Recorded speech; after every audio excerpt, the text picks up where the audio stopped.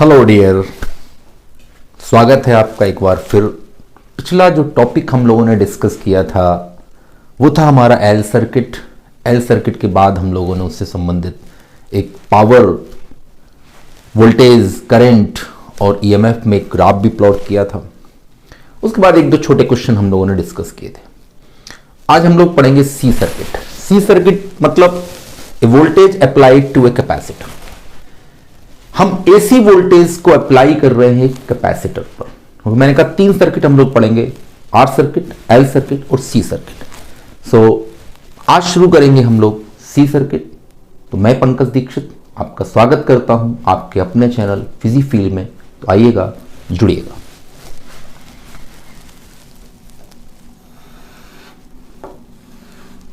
यह है आपका सी सर्किट, देखिएगा।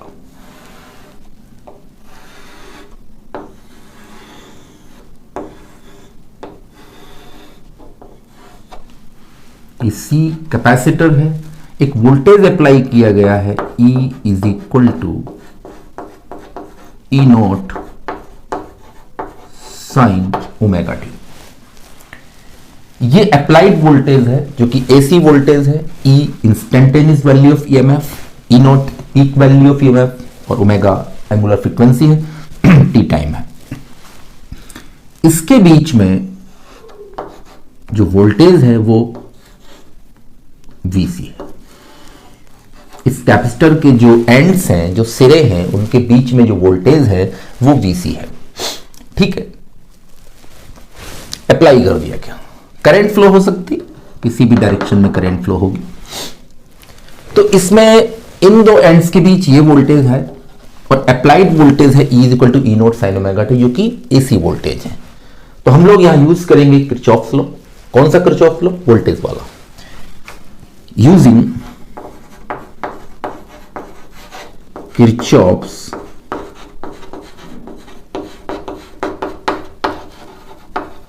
लॉ करेंगे। देखिए आप, VC minus E is equal to U। इसके बीच का voltage VC, applied voltage E, दोनों का जो सम होना चाहिए इक्वल होते हैं, दोनों एक दूसरे के इक्वल होते हैं। तो VC is equal to E। E की वैल्यू कितनी है? E naught sine omega T. ये वैल्यू हमें प्राप्त हो गई, मिल गई हमें। VC is equal to E naught sine omega T.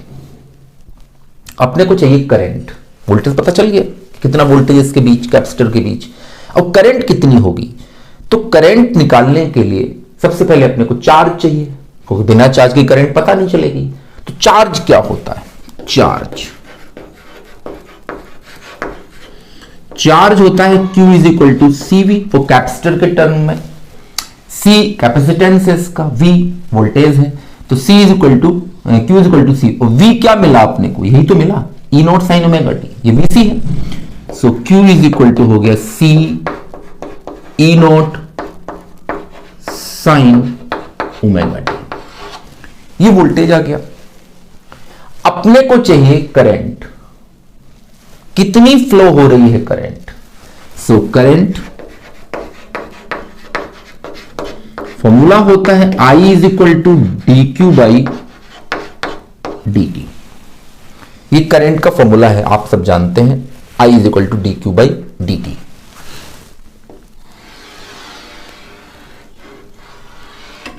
देखिए, वैल्यू रखेंगे Q की। सो I, ऐसे इधर आता हूं मैं, I is equal to d by D T. Q की वैल्यू क्या है? C E naught sine omega T. C E naught sine omega T. जो कांस्टेंट टर्म है उसको तो बाहर निकाल लो। एक तो C कांस्टेंट है, E नॉट कांस्टेंट है, और d by D T of sine omega T. अब साइन का हम यहां पर डिफरेंशिएट कर रहे हैं विद रेस्पेक्ट टू t। यहां पर क्या है? Omega T. तो साइन का कॉस होगा cos ओमेगा टी, साथ में ओमेगा टी का एक बार और डिफरेंशिएट करना पड़ेगा, वो क्या होगा, ओमेगा। अगर नहीं भी आता डिफरेंशिएट तो आप सीख लीजिए, पहले साइन का करेंगे, क्या हुआ, cos ओमेगा टी, फिर d by D T of omega t. Omega t का टी के रिस्पेक्ट में क्या हो गया, ओमेगा, तो फॉर्मूला आ गया C E not omega cos omega t. Clear, ये आया आई। लेकिन ईएमएफ हमारा साइन के टर्म में है, यहां पर क्या है, कॉस के टर्म में है। तो कॉस के टर्म में है तो हमें साइन में कन्वर्ट करना पड़ेगा। तो आपको पता है sine pi by two plus theta या sine theta plus pi by two cos होता है, तो इसको साइन में कन्वर्ट करते हैं। तो I is equal to E not omega C sine omega t plus pi by two. ये आ गया, I is equal to E not omega C sine omega t plus pi by two. ये value अपने को मिल गई है, दिख रही है आपको। अब क्या करें, अच्छा इस ओमेगा सी को हम ऐसे लिख सकते हैं, अरेंजमेंट कर रहे हैं थोड़ा सा, I E not upon 1 upon omega C, एक ही बात है, बस लिखने का थोड़ा तरीका चेंज कर दिया। इसको वापस ले जाओगे तो वही फॉर्म आ जाएगी, लेकिन हमें कुछ लेना है इसलिए ऐसा किया, sign omega t plus pi by two. ठीक है, अब यहां पर ये एक फैक्टर है कोई, इसको हम इक्वेशन नंबर 3 कर देते हैं। ये कोई फैक्टर है where 1 upon omega C is equal to XC. वहां पर हमने एक्सएल निकाला था, यहां पर क्या आया, एक्सी आया है। और एक्सी क्या होता है, एक्सी ये कैपेसिटर का कैपेसिटिव रिएक्टेंस है, कैपेसिटिव रिएक्टेंस।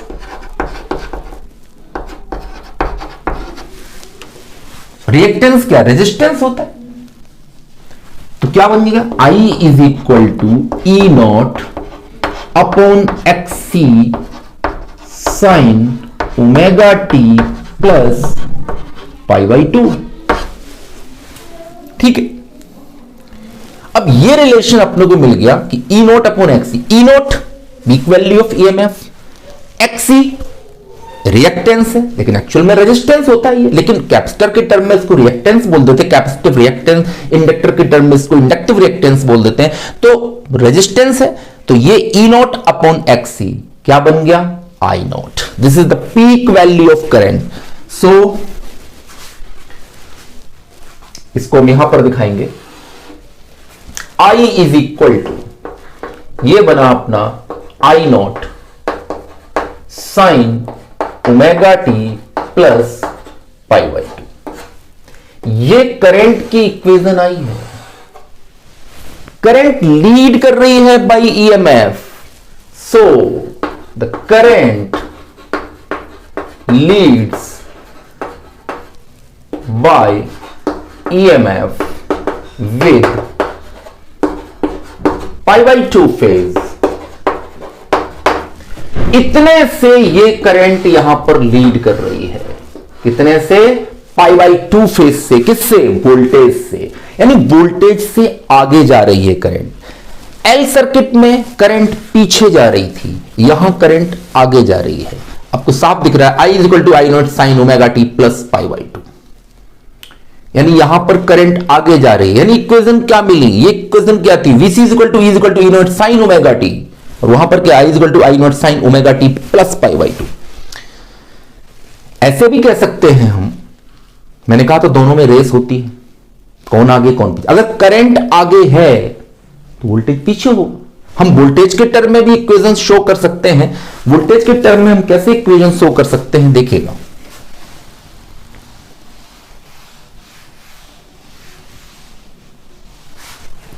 वोल्टेज के टर्म में इक्वेशन हम ऐसे शो कर सकते हैं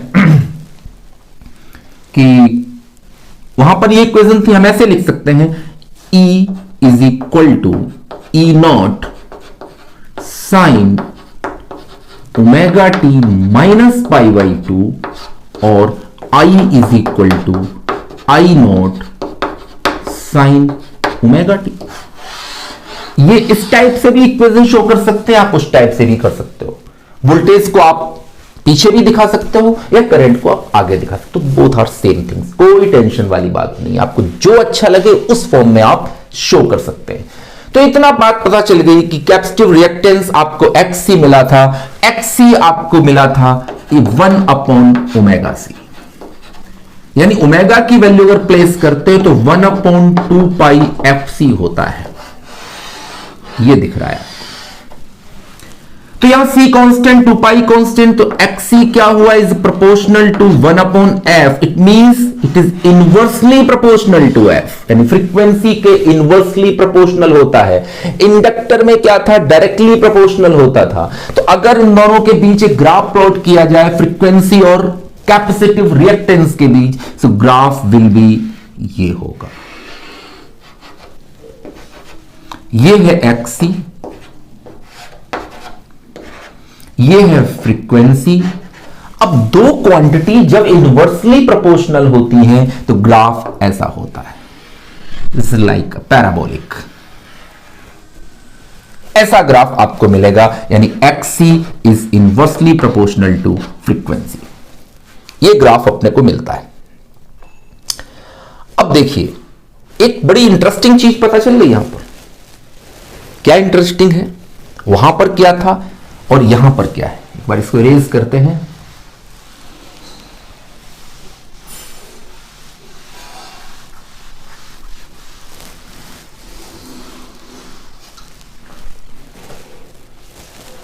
क्या इंटरेस्टिंग है, इंटरेस्टिंग यह है कि यहां जो फ्रीक्वेंसी है दिख रहा है XC is equal to 1 upon 2 pi FC। अगर यहां AC फ्रीक्वेंसी है, अगर AC करंट फ्लो हो रही है, तो जो कम फ्रीक्वेंसी होगी जिसकी, उसके लिए रिएक्टेंस ज्यादा होगा, यानी कम फ्रीक्वेंसी के लिए रुकावट ज्यादा है और अधिक फ्रीक्वेंसी के लिए रुकावट कम, क्योंकि इनवर्सली प्रोपोर्शनल है। फ्रीक्वेंसी कम होगी तो अधिक रोकेगा वो उसको, लेकिन ज्यादा होगी तो कम। लेकिन अगर डीसी की बात करें हम, for DC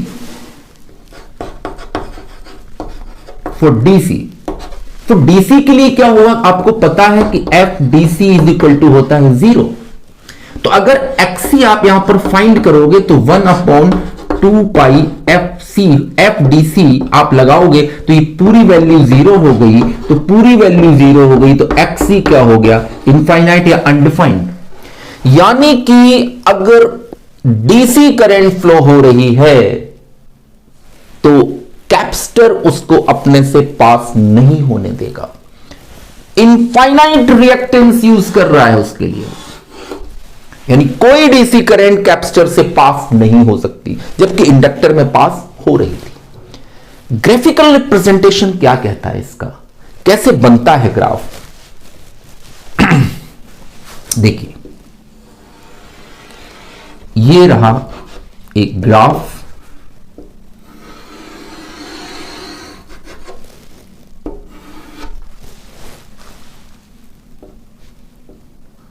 I and E,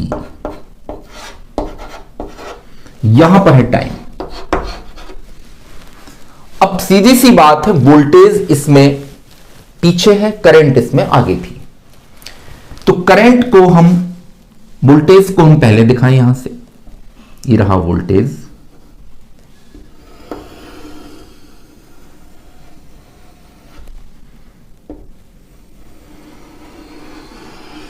ये रहा वोल्टेज का।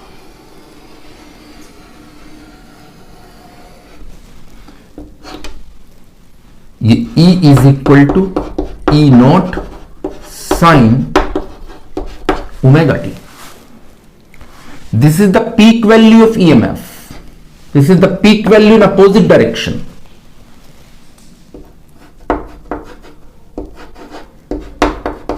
E नॉट करंट क्या है, इससे π/2 आगे से जा रही है, ये जा रही है करंट आगे से।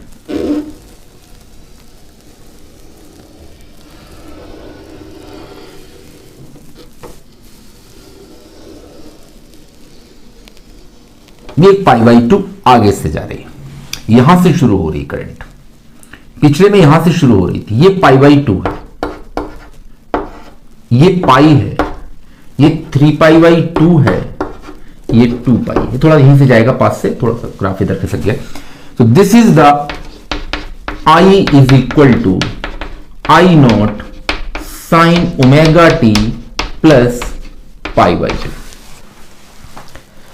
π/2 एंगल से आगे ग्राफ इस टाइप से शो होगा। अगर इसका फेजर आप बनाते हैं, क्या बनाते हैं, फेजर, तो फेजर क्या करता है वो देखिएगा। फेजर कैसे बनेगा, बहुत इजी है, जैसे आपने पहले बनाया था वैसे फेजर आप यहां बनाएंगे।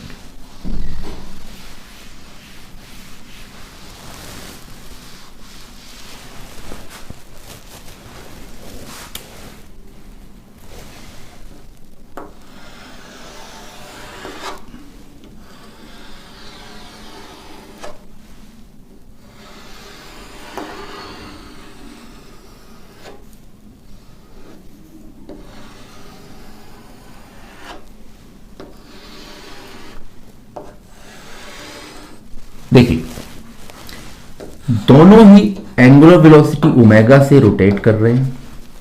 हमने कहा कि ये जो है ईएमएफ है, the peak value of EMF E0 makes angle omega T. ठीक, इसका प्रोजेक्शन अगर यहां लेंगे तो ये E मिलेगा, E is equal to E0 sine omega t. Current π/2 angle से आगे चल रही है, किससे, ईएमएफ से, ये रही करंट। इसको हम कह सकते हैं I0 और यहां से इसका प्रोजेक्शन है ये I का, I0। तो इस टाइप से फेजर आप ड्रॉ कर सकते हैं। अगर आप फेजर ऐसे ना चाहें तो फेजर आप सिंपल वे में फेजर दिखा सकते हैं। कैसे, ये सिंपल फेजर आप दिखा सकते हो। ये रहा आपका EMF E0 angle omega T. तो यहां पर आपको मिलेगा E इज इक्वल टू वही E0 sine omega t. Current इससे आगे चल रही है, किससे, ईएमएफ से। तो ये रहा करंट, और कितनी आगे चल रही है वो आपको पता है, π/2। ये I0 है, ये इसका रहेगा I, ये कितना आगे है, π/2। तो ये इस टाइप से भी आप फेजर ड्रॉ कर सकते हैं। तो जैसे चाहे आप बना सकते हैं। इतना पता चलेगा कि जब कैपेसिटर कनेक्ट किया जाता है किसी भी एसी सोर्स से तो करंट लीड करती है π/2 एंगल से, किसके साथ, ईएमएफ के साथ। तो इसको आप नोट करिएगा, रिवाइज करिएगा। Thank you very much, join the class.